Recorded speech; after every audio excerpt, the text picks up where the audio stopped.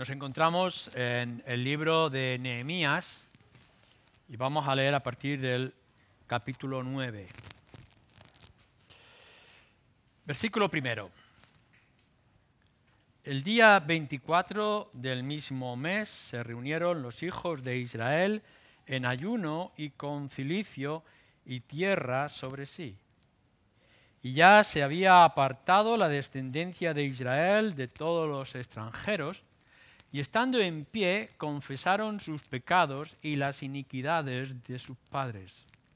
Y puestos de pie en su lugar, leyeron el libro de la ley de Yahvé su Dios, la cuarta parte del día, y la cuarta parte confesaron sus pecados y adoraron a Yahvé su Dios.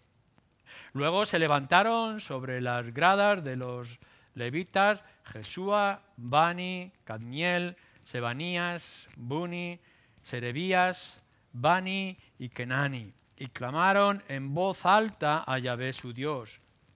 Y dijeron los levitas Jesúa, Cadmiel, Bani, Asapnías, Serebías, Obdías, Sebanías y Petaías: levantaos, bendecid a Yahvé vuestro Dios desde la eternidad hasta la eternidad, y bendígase el nombre tuyo, glorioso y alto sobre toda bendición y alabanza. Tú solo eres Yahvé. Tú hiciste los cielos y los cielos de los cielos, con todo su ejército, la tierra y todo lo que está en ellas, los mares y todo lo que hay en ellos. Y tú vivificas todas estas cosas, y los ejércitos de los cielos te adoran. Tú eres, oh Yahvé, el Dios que escogiste a Abraham, y lo sacaste de Ur de los Caldeos, y le pusiste el nombre Abraham. Y hallaste fiel su corazón delante de ti, e hiciste pacto con él para darle la tierra del cananeo, del eteo, del amorreo, del fereceo, del jebuseo y del gergeseo, para darla a su descendencia, y cumpliste tu palabra porque eres justo. Y miraste la aflicción de nuestros padres en Egipto, y oíste el clamor de ellos en el Mar Rojo. E hiciste señales y maravillas contra Faraón, contra todos sus siervos y contra todo el pueblo de su tierra, porque sabías que habían procedido con soberbia contra ellos, y te hiciste nombre grande como en este día. Dividiste el mar delante de ellos y pasaron por medio de él en seco, y a sus perseguidores echaste en las profundidades como una piedra en profundas aguas. Con columna de nube los guiaste de día y con columna de fuego de noche, para alumbrarles el camino por donde habían de ir. Y sobre el monte de Sinaí descendiste y hablaste con ellos desde el cielo y les diste juicios rectos, leyes verdaderas y estatutos y mandamientos buenos. Y les ordenaste el día de reposo santo para ti, y por mano de Moisés tu siervo les prescribiste mandamientos, estatutos y la ley. Les diste pan del cielo en su hambre, y en su sed les sacaste aguas de la peña, y les dijiste que entrasen a poseer la tierra, por la cual alzaste tu mano y juraste que se la darías. Mas ellos y nuestros padres fueron soberbios y endurecieron su cerviz y no escucharon tus mandamientos, no quisieron oír, ni se acordaron de tus maravillas que habías hecho con ellos.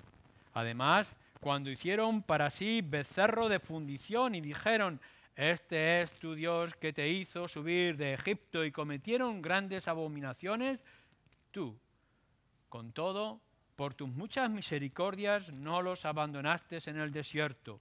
La columna de nube no se apartó de ellos de día para guiarlos por el camino, ni de noche la columna de fuego para alumbrarles el camino por el cual habían de ir. Y enviaste tu buen espíritu para enseñarles, y no retiraste tu maná de su boca, y agua les diste para su sed. Los sustentaste con 40 años en el desierto, De ninguna cosa tuvieron necesidad, sus vestidos no se envejecieron, ni se hincharon sus pies. Y les diste reinos y pueblos, y los repartiste por distritos, y poseyeron la tierra de Sehón, la tierra del rey de Hesbón, y la tierra de Og, rey de Basán. Multiplicaste sus hijos como las estrellas del cielo, y los llevaste a la tierra de la cual habías dicho a sus padres que habían de entrar a poseerla. Y los hijos vinieron y poseyeron la tierra, y humillaste delante de ellos a los moradores del país, a los cananeos, los cuales entregaste en sus manos, y a sus reyes y a los pueblos de la tierra, para que hiciesen de ellos como quisieran. Os animaría a que leyerais todo el capítulo en casa. Todo este contexto se encierra principalmente en el último versículo del capítulo que acabamos de leer, o parte que acabamos de leer. Dice el versículo 38. A causa pues de todo esto, nosotros hacemos fiel promesa y la escribimos, firmada por nuestros príncipes, por nuestros levitas y por nuestros sacerdotes. Lo que nos va a llevar este texto que acabamos de leer es a un pacto que el pueblo de Israel va a hacer con su Dios. No va a ser la primera vez, no va a ser la última vez, pero sí podemos ver en la lectura la solemnidad con la cual se va a llegar a aquel acto público que leemos en el versículo 38 y que nos va a indicar también con más detalle después. Ya sabéis, ya podéis recordar qué es lo que ha acontecido hasta ese momento. El muro de Jerusalén ha sido levantado, el pueblo se ha reunido para celebrarlo en unas fiestas muy especiales, la fiesta de los tabernáculos y la fiesta de las trompetas también, y allí están, buscando ahora la presencia del Señor. Se ha leído la escritura y en esa lectura se ha producido un cambio y una transformación, una especie de avivamiento dentro de todo lo que era el pueblo de Israel. Y por tanto no se van a quedar simplemente en haber recibido esa bendición, ese gozo de poder verse como ciudad y como pueblo y de poder tener a su alcance la escritura, sino que les va a llevar a firmar un pacto. Nosotros vamos a centrarnos en esta oración que se está haciendo como antelación al pacto que se va a firmar o que va a firmar el pueblo. Es un momento muy especial y creo que deberemos de tomarlo con mucho detenimiento y mucho cuidado y aplicarlo a nosotros mismos. Es más, creo que debemos de hacer el esfuerzo todos nosotros, y en particular aquellos que decís ser parte del pueblo de Dios, en poder sentir que nosotros estamos en esa misma situación y que esta palabra revelada de Nehemías se puede aplicar de una manera muy concreta a nosotros. Así que hacer un esfuerzo, creo que no demasiado grande, hacer un esfuerzo para que podáis sentir lo mismo que aquel pueblo estaba sintiendo en ese instante. Ya han terminado las celebraciones de la fiesta, han pasado unos 2 días y otra vez el pueblo se ha vuelto a reunir después de la fiesta especial que han tenido durante una semana y tienen que tomar una decisión. En primer lugar, los primeros 5 versículos, la preparación.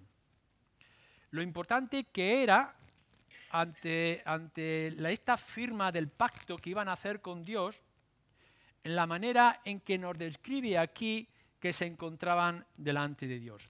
La actitud que nosotros tenemos o deberemos tener cada vez que vamos al encuentro con Dios. Creo que hemos perdido bastante como individuos y creyentes y también como iglesia a la hora de la solemnidad que requiere cuando vienes delante de Dios. hoy en día tenemos una ligereza en nuestro comportamiento o un relax en nuestros hábitos en muchos de los ambientes en los que nos podamos encontrar. Y si bien es cierto que nuestro Padre es Padre y que podemos venir en cualquier momento y de cualquier forma clamarle a Él y ponernos en su presencia, cierto es también que sigue siendo el Dios todopoderoso, santo y sublime. Así que uno no puede venir de cualquier manera o cualquier fórmula de una dejadez o un abandono de nuestra propia situación.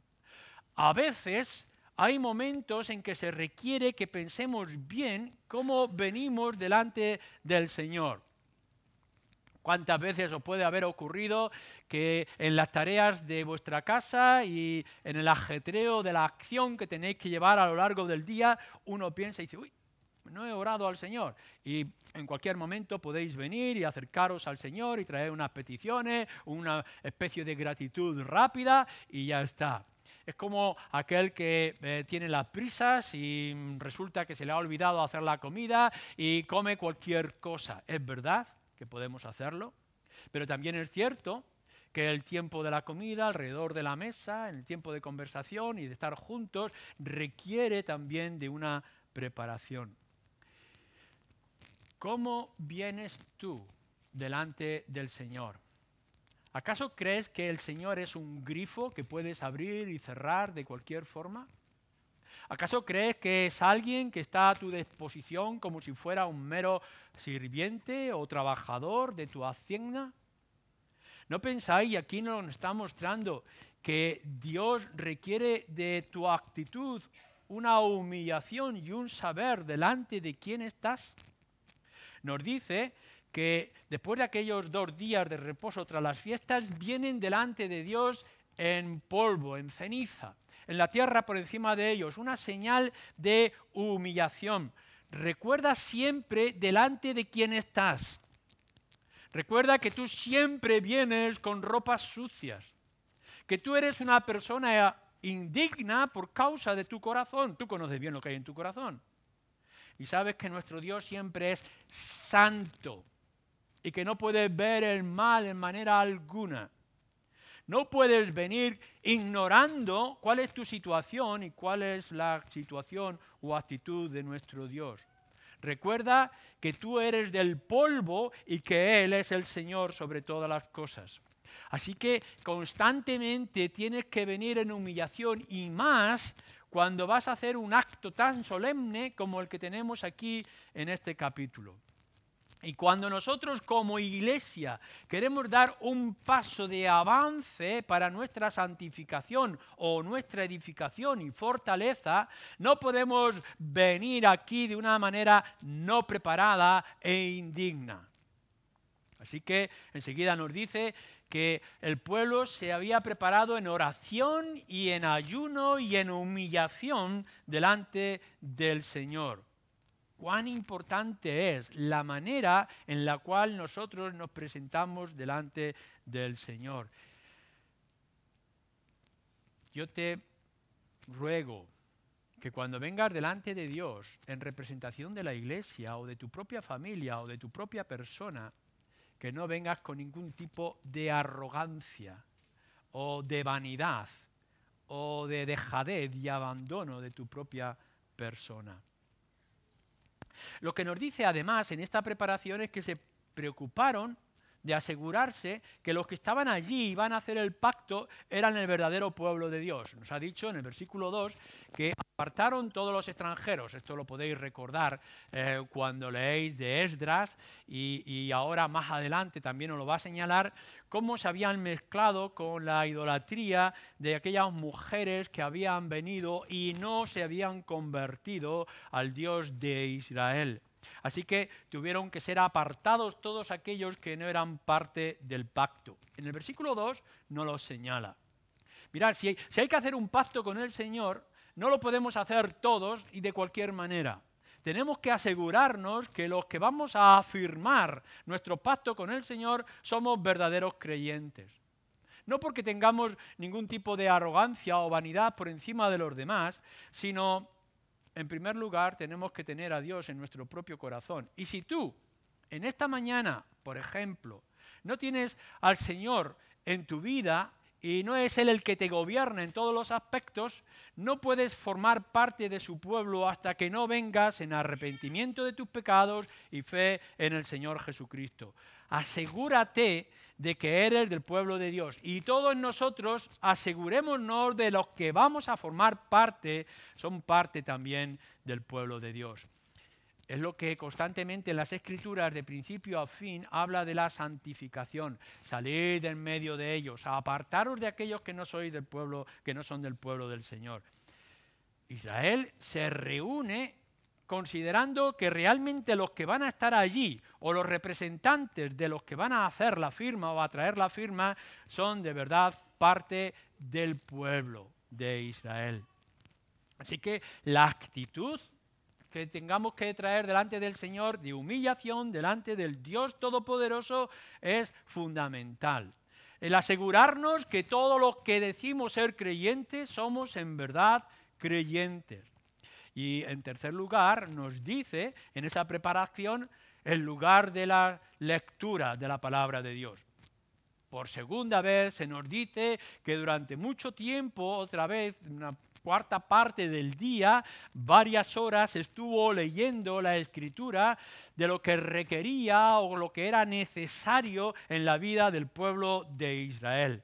Podemos ver otra vez que lo que hacía unos días había implicado un largo tiempo de lectura de la palabra, otra vez se volvía a traer delante de todos, por varias horas.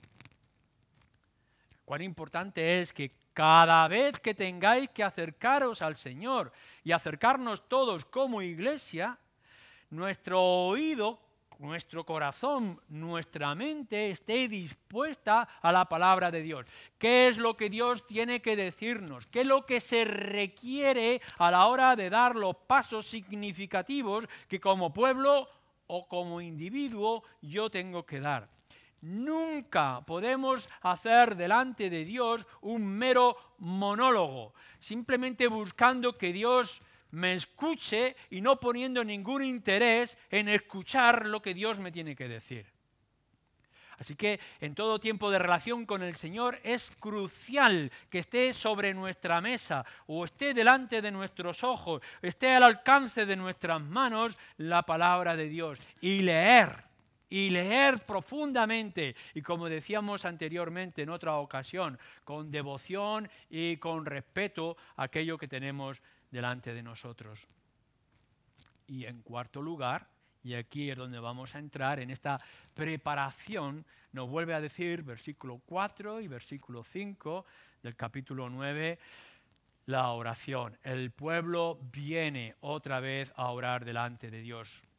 Luego se levantaron sobre las gradas de los levitas, Jesúa, Bani, etc. Y versículo 5, y dijeron los levitas, Jesúa, tal, levantaos, bendecid a Yahvé vuestro Dios. Y todo el pueblo, dirigido por aquellos levitas, empezaron la oración para hacer el pacto. Orad. De verdad, ante todas las decisiones que tengáis que tomar y sobre todo las decisiones importantes que tengan que ver con vuestra alma, vuestro estado espiritual, vuestra relación con el Señor, la educación de vuestros hijos, las empresas que tengáis por delante, la vida de iglesia, la edificación como pueblo, orad, orad, orad. Así que hay 4 elementos importantes que tenemos que considerar antes de entrar en lo que es la oración. Tu actitud delante del Señor, asegurarte de que eres y de los que están contigo sois parte del pueblo de Dios. En esta ocasión nosotros sabemos que es la conversión a nuestro Señor Jesucristo como nuestro Salvador y como nuestro Señor. El lugar de las Escrituras, el lugar privilegiado de las Escrituras ante nuestros oídos, nuestros ojos y nuestro corazón. Y la oración. Oración dirigida por unos y en las cuales nosotros podamos decir amén, pero todos dirigirnos al Señor, escuchando su voz. Así que entramos en esta oración. Versículo 6. Fijaros el concepto que está teniendo el pueblo y el pueblo guiado por los levitas con respecto a Dios. Tú solo eres Yahvé. Tú hiciste los cielos y los cielos de los cielos, con todo su ejército, la tierra y todo lo que está en ella, los mares y todo lo que hay en ellos. Y tú vivificas todas estas cosas y los ejércitos de los cielos te adoran. Es crucial que nosotros empecemos, en primer lugar, teniendo la convicción como tenía el pueblo de Israel, y nos señala constantemente las Escrituras, que hay un solo Dios y que ese es Dios de todos en este mundo. Que no hay diferentes opiniones u opciones o caprichosas decisiones acerca de cómo es Dios. Hay un solo Dios y es el Dios de todos. Esta solemnidad con la que vemos este comienzo de la oración, como lo que podemos ver en la misma ley de Moisés, ya sea desde el mismo Génesis, como lo estamos enseñando a los niños cada domingo ahora, o como lo podéis ver en los 10 mandamientos en el Decálogo, tenemos que asegurarnos de que nuestro concepto de Dios, el Dios universal y el Dios único, es el adecuado. Él es el creador del universo. Y no solamente Él, el creador de todo lo que está delante de nuestros ojos y tiene vida, sino que además es el sustentador. No solamente en un comienzo Él es el que hizo todas las cosas. No importa de qué interpretaciones tú puedas estar pensando, las Escrituras nos dice que en el comienzo Dios hizo todas las cosas y por tanto son suyas. Él tiene el dominio sobre el universo, el cielo y sobre los cielos de los cielos. Por tanto, todo lo que se pueda decir acerca de Dios es aplicable a todos y cada uno de los seres humanos. No es únicamente que este es el Dios de los cristianos y que cada uno en cada país o en cada parte del mundo pueda tener sus propias opciones acerca de Dios. Tenemos que decir de una manera clara y contundente en la sociedad en la que estamos viviendo que no hay otro Dios sino el Dios de las Escrituras, el Dios creador y el Dios soberano sobre todas las cosas. Y por tanto, si llegamos a esa conclusión, antes de acercarnos a este Dios nuestro, tenemos que ver que Él es el único que merece adoración. Nos lo dice así, y los ejércitos de los cielos te adoran. Los salmos lo repiten de multitud de maneras, y cuanto más cada uno de nosotros. Dios, por ser quien es y haber hecho las cosas que ha hecho y de la manera que los ha hecho, necesita que le adoremos. No es una opción dada a los cristianos, sino que es para cada uno de vosotros que estáis aquí en esta mañana y para cada uno de aquellos que pueblan el mundo en el día de hoy. Cada uno de ellos tiene que inclinarse y reconocer voluntariamente que Él es el Dios, Señor, sobre todas las cosas. Y que la vida no solamente comenzó en Él, sino que además es Él el que la mantiene. Teniendo este concepto acerca de Dios, nos va a poner los pies en el suelo. Nos va a hacer saber quiénes somos y dónde estamos. Para el pueblo de Israel, siempre a lo largo de su historia lo tienen que recordar. Y tú debes de recordarlo. Esto no es únicamente para los cristianos evangélicos. Esto es para ti. Mereces inclinarte delante de Dios y adorarle. Porque le perteneces. Él te ha hecho y Él te mantiene y te sustenta cada día. No es por tu esfuerzo, no es por la inteligencia de los gobiernos, no es por las decisiones que se puedan hacer en cualquier ámbito político o social.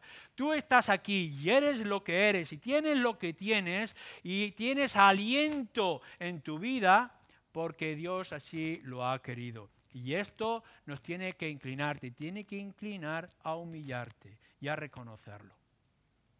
Pero viendo aún cómo es nuestro Dios, el Dios universal y Dios único ante el cual todas las rodillas se tienen que doblar, hombres y mujeres, creyentes o no creyentes, vemos el segundo paso que se nos da en la oración. Y nos dice en el versículo 7 y 8 que nuestro Dios es el Dios del pacto. Esto es también crucial en la historia de Israel y tendréis que ir otra vez a Génesis y comenzar cómo se repite constantemente el Dios de Abraham, el Dios de Isaac, el Dios de Jacob, el Dios de Israel, etcétera, etcétera. Fijaros de esta forma. Dios ha hecho todas las cosas. Ha creado el universo y Él es el que lo sostiene en las palmas de sus manos. Pero de alguna manera, por alguna razón, el Señor ha escogido a un hombre insignificante que vivía en Ur y lo ha llamado y ha hecho un pacto con él. Era Abraham. Lo podía haber hecho con otro, podría haber ido a otra parte del mundo, pero él ha decidido llamar a Abraham para que saliera del medio de su gente y le siguiera a él, porque en él iba a bendecir a todas las naciones de la tierra. Es un pacto voluntario, soberano, independiente de parte de nuestro Dios. El lenguaje que está utilizando aquí con respecto a Abraham y que se aplicaba a Israel y se aplica a los hijos de Israel espirituales que somos nosotros, fijaros lo que dice. Escoge a Abraham y lo saca y lo pone y hace pacto y le da. Fijaros que todo este lenguaje del versículo 7 y 8 es todo obra de Dios y decisiones de Dios. No hay ninguna opción de parte de Abraham. Él es el que le pone nombre, Él es el que le llama afuera, Él es el que hace pacto con él y Él es el que le da todas aquellas cosas que le ha prometido.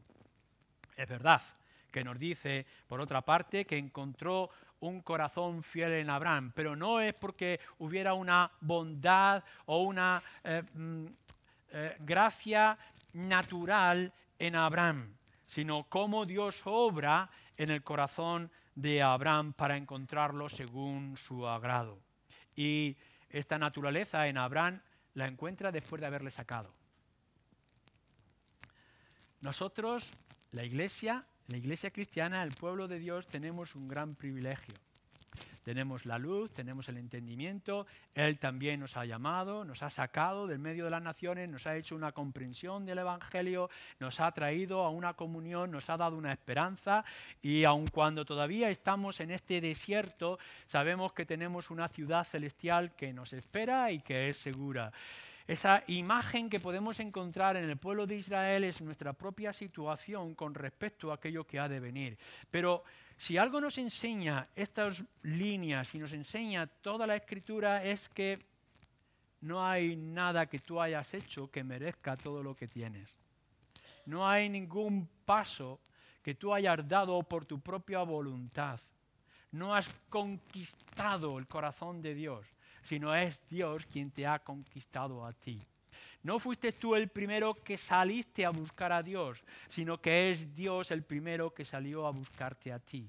Por tanto, todo lo que nosotros tenemos hoy como iglesia no es algo que hayamos ganado con nuestros rituales o nuestro esfuerzo. Todo ha sido porque Dios ha querido hacer un pacto contigo y te ha llamado. Nuestra salvación no tiene mérito alguno y nuestra sostenibilidad como iglesia no es por nuestros méritos, sino por su gracia.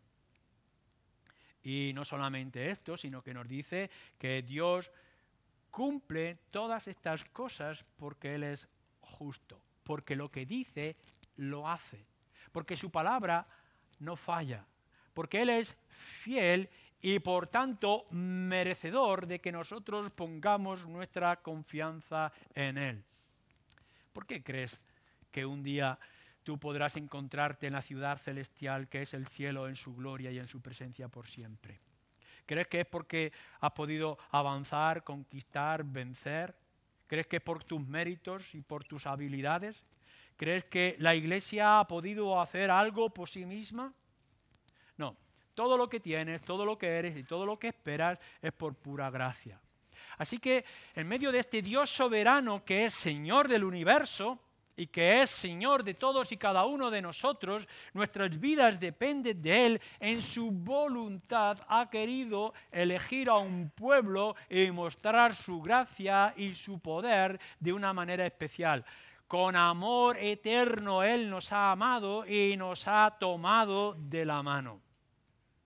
Por tanto, Él es merecedor de doble adoración, no solamente como el Creador, sino como el que llama y hace pacto. Nos dice, en el siguiente paso que vemos en estos versículos, a partir del versículo 9, cómo ahora Dios se va a mostrar como el Dios liberador. Lo hemos visto como el Dios soberano del universo, lo hemos visto como es el que extiende su mano para llamar a los suyos según su voluntad y su decisión, pero es algo muy importante que vemos a lo largo de toda la Escritura, cómo es el Dios de la liberación, cómo es el que libera sobre su pueblo. Dice que en cierto momento, y lo conocemos todos habréis oído de la historia de Israel y cómo Jacob con sus hijos entró en la tierra de Egipto y a lo largo de los años cayó en la esclavitud y estaban oprimidos por el pueblo de Egipto. Pero en cierta ocasión, en cierto momento, así nos lo está haciendo el resumen de la historia de Israel, Dios se fija en su pueblo y escucha su aflicción. Él ve, como nos dice estos versículos, y Él oye. Y Dios no es indiferente. Así que no es únicamente el Dios del pacto que ha hecho con Abraham y ha hecho con su pueblo, sino que además ahora se nos revela la Escritura como el Dios liberador, el Dios que rompe las cadenas y muestra su poder en el pueblo de Egipto. Así que cuando ve la aflicción de su pueblo, la Escritura nos señala que ellos estaban allí por el abandono y la dejadez, pero que Dios no rompe su pacto porque Él es justo, empieza a actuar. Dios podría haber obrado seguramente de otras maneras, podría haber tomado otras opciones. Pero lo que le dice a Moisés cuando lo llama para ser el liberador de su pueblo es: vas a ver lo que yo soy capaz de hacer por mi pueblo. Y de la misma manera que mi pueblo humillado va a salir libre, a este pueblo arrogante que es Egipto yo lo voy a humillar. Así que Dios empieza a hacer o a mostrar su poder de manera extraordinaria. Hemos leído muchas veces, se lo hemos contado muchísimas veces también a los niños de las 10 plagas y la manera en que Dios muestra su poder y humilla hasta el final al pueblo de Dios por la dureza y arrogancia de ellos. Hoy en día tenemos que estar confiados también en esa misma actitud. Dios no es indiferente al clamor de su pueblo. Y aun cuando estamos escuchando los miles de personas que han muerto en este año pasado por causa de su fe, el Señor no es indiferente al dolor y al clamor. Y de la misma forma que este Dios que ha llamado a los suyos y lo ha congregado en un pueblo como es la iglesia hoy, Él ahora ve la aflicción de su pueblo y de la misma forma que liberó a Israel de Egipto, Él va a actuar. Nos dice la historia que el mar se dividió y que su pueblo caminó en seco y que a la misma vez, como una piedra arrojada al agua, ahogó al ejército de Egipto. Este es nuestro Dios. No es un Dios que se conforma únicamente a hacer un pacto que ha de cumplirse en la eternidad, sino que es un Dios que está poniendo sus ojos sobre su pueblo y que ve, y cuando ve, actúa, y que escucha el clamor y el dolor de los suyos, y que no es indiferente, y en su momento y en su forma Él actuará. El versículo 12 nos habla de una manera extraordinaria cómo nuestro Dios les guía en su travesía por el medio del desierto. Constantemente nos habla de esa columna de fuego y esa columna de humo. Fuego en la noche, humo en la mañana, para que su pueblo supiera dónde debería de dirigirse. Y a la misma vez le dice que en medio de ese desierto le da leyes. Fijaros lo que dice en este versículo 12. Con columna de nube los guía de día y con columna de fuego de noche, para alumbrarles el camino por donde habían de ir. Y sobre el monte de Sinaí descendiste y hablaste con ellos desde el cielo y les diste juicios rectos, leyes verdaderas y estatutos y mandamientos buenos. No solamente es que de una manera natural o física el Señor iba a ser el guía de su pueblo, sino que además aquí nos habla de que sería el guía espiritual de su pueblo. Y que no únicamente sería aquella columna de humo y fuego que, si recordáis, simboliza también la figura y la persona de nuestro Señor Jesucristo, sino que además, no conformándose con esto, le da leyes y preceptos. Y que estos leyes y preceptos son rectos, verdaderos y buenos.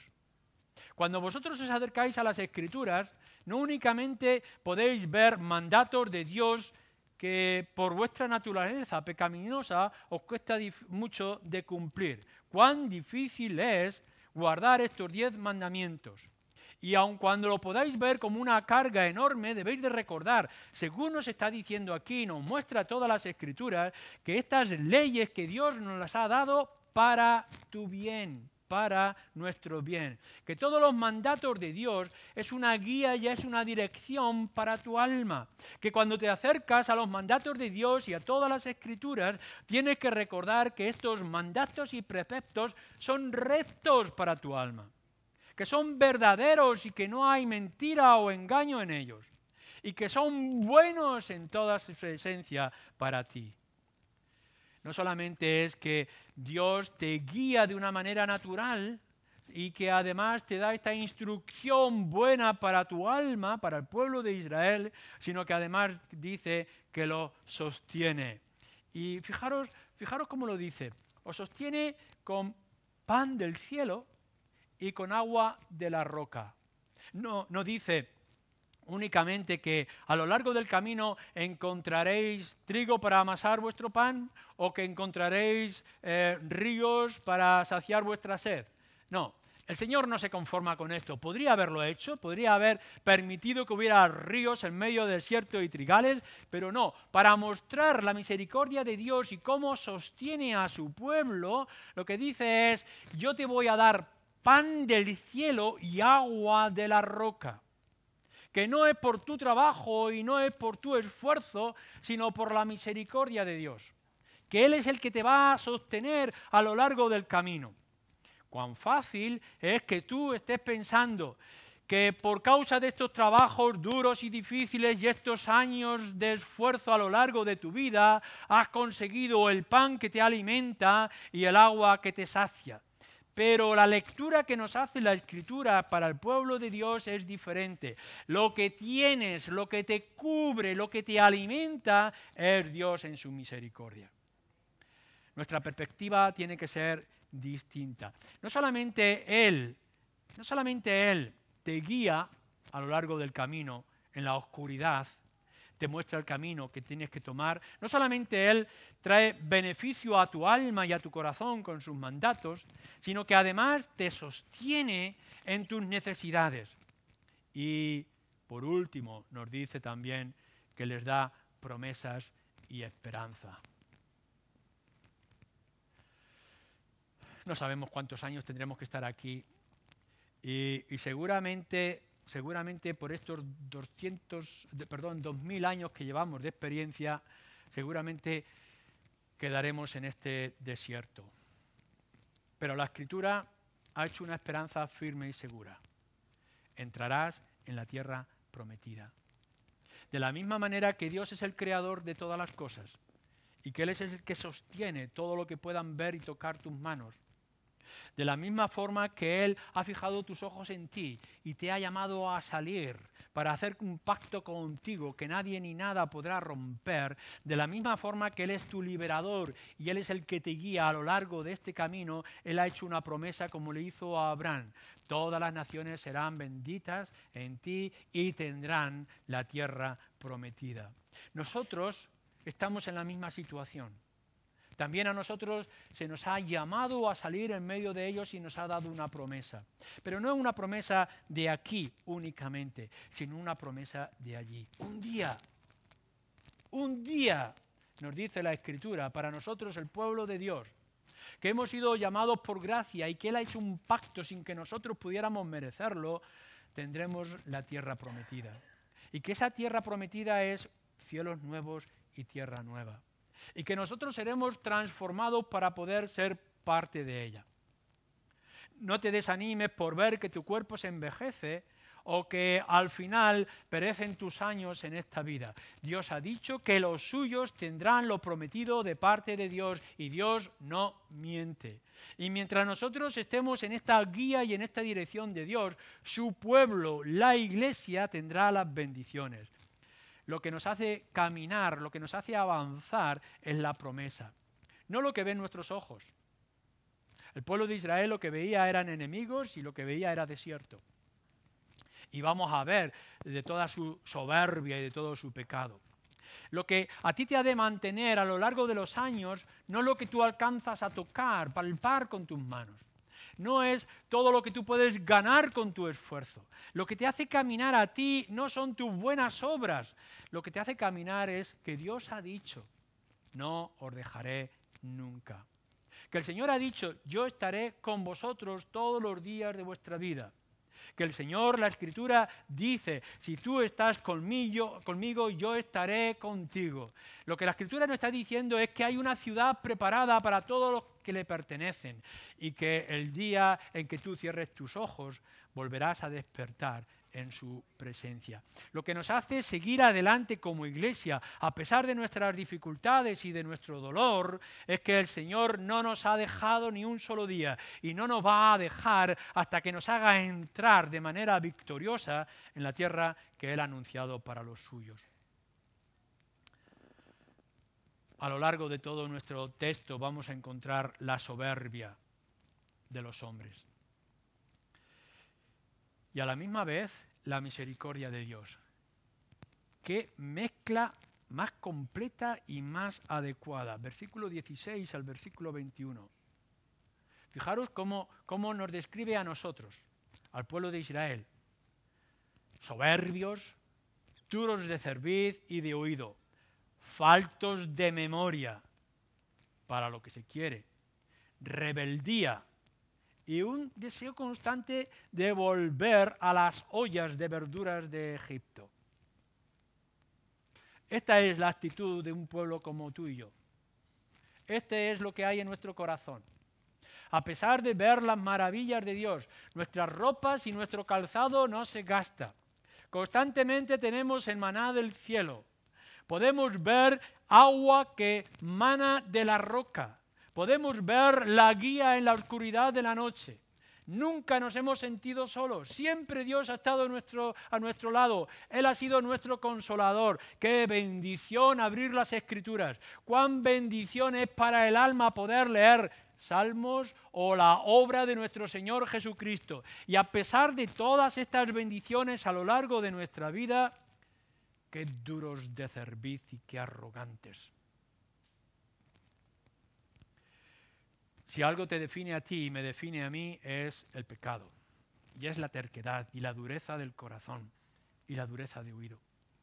Cuán fácil es pedimos al Señor que nos dé y cuando Él nos da nos olvidamos e ignoramos. Si somos algo en nuestra vida es faltos de memoria. Olvidamos fácilmente cómo Dios nos ha ido librando día tras día hasta el día de hoy. Pero si esto nos define a nosotros, fijaros cómo la Escritura, en esta oración que están haciendo los levitas, definen a Dios. Dios, versículo 17, perdona, es clemente, piadoso, lento para la ira y grande en misericordia. Es todo lo contrario. Al fin y al cabo, nosotros siempre estamos con la queja y el lamento y el disgusto y la mala actitud y las malas obras. Sí es verdad que somos hijos de Dios, pero somos malos hijos de Dios. y nos define a nosotros con nuestra dejadez y nuestro abandono. Si nos dejamos a nuestra propia naturaleza, dejamos que otra vez el pecado en nuestro corazón tenga dominio sobre nosotros. Pero si algo podemos ver en nuestra historia como pueblo o como individuos, cada uno de nosotros, es que nuestro Dios es fiel y que es constante y que está lleno de misericordia y que nos perdona una y otra vez y que es clemente, inmensamente piadoso contigo y conmigo. Versículo 18. Además, cuando hicieron para sí becerro de fundición y dijeron: este es tu Dios que te hizo subir de Egipto, y cometieron grandes abominaciones. Versículo 19. Con todo, tú, por tus muchas misericordias, no los abandonaste en el desierto. Uno de los pecados más horribles para el pueblo de Israel y para ti hoy es el de la idolatría. Es verdad, tú no tienes ninguna virgen en tu camilla y que no tienes ningún ídolo pagano en tu salón, pero conoces bien la idolatría de tu corazón. ¿Cómo pones tu confianza en las cosas que no son de Dios y que son del mundo? ¿Cómo crees que te van a solucionar cosas que están a tu alrededor? ¿La suerte? ¿La magia? ¿El esfuerzo? La idolatría es algo que está en el corazón del hombre en todo momento. El pueblo de Israel, en medio del desierto, aun viendo la mano de Dios siendo guía Moisés, se atreven a levantar un becerro para poder decir que aquel becerro los ha sacado de Egipto. Y nosotros decimos, qué absurdo es esto, pero fue una realidad. Y ese absurdo se repite constantemente cuando piensas que por echar un décimo de lotería o por poder tener una combinación de estrellas tu vida va a ir mejor. Que por tener una especie de sangre o de cultura o de educación te va a sacar de las situaciones difíciles. Y olvidas que es Dios, el creador y sustentador de todas las cosas, que te da y te hace lo que tienes. Que es Él el que te ha sostenido a lo largo del desierto hasta el día de hoy. Y a pesar de la idolatría de tu corazón, nos dice aquí el Señor, no los deja y muestra su misericordia. A pesar de la idolatría, Él los sigue guiando en medio del desierto. Y les envía el buen espíritu para enseñarle y les sustenta, como dice aquí, para que su ropa no se envejezca. No merecemos nada, absolutamente, pero lo podemos esperar todo de parte de nuestro Dios. Porque si nos fijamos en nosotros, pobre de nosotros. Pero cuando nos fijamos en Dios, que ha hecho un pacto como el que ha hecho, gloria sea a su nombre. Así que podemos decir con toda claridad, como estaba diciendo el pueblo guiado por los levitas en esta oración, hasta aquí nos acompañó el Señor. ¿Cómo vamos a dudar de los días que han de venir? Vuelve a recordar, vuelve a analizar tu estado y hazlo como iglesia.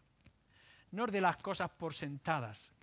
Si tienes algo y puedes dar un paso más, si tu ánimo no se quiebra, si puedes aspirar a cosas mejores, no por tus méritos, no por tus habilidades, sino por el Señor que quiere tener misericordia.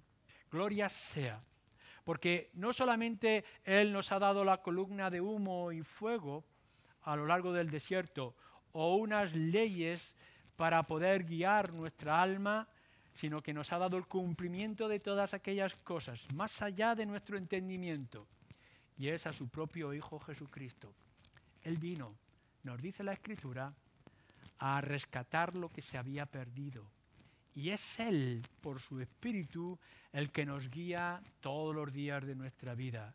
Y si podemos tener la certeza de que mañana nos irá bien y que un día entraremos en el reino de los cielos, no es por ti, no es por tu esfuerzo, no es por tus ritos, sino por el Dios que tiene misericordia en aquellos que han puesto su confianza en el Señor Jesucristo. Que sea así tu caso y el de todos nosotros.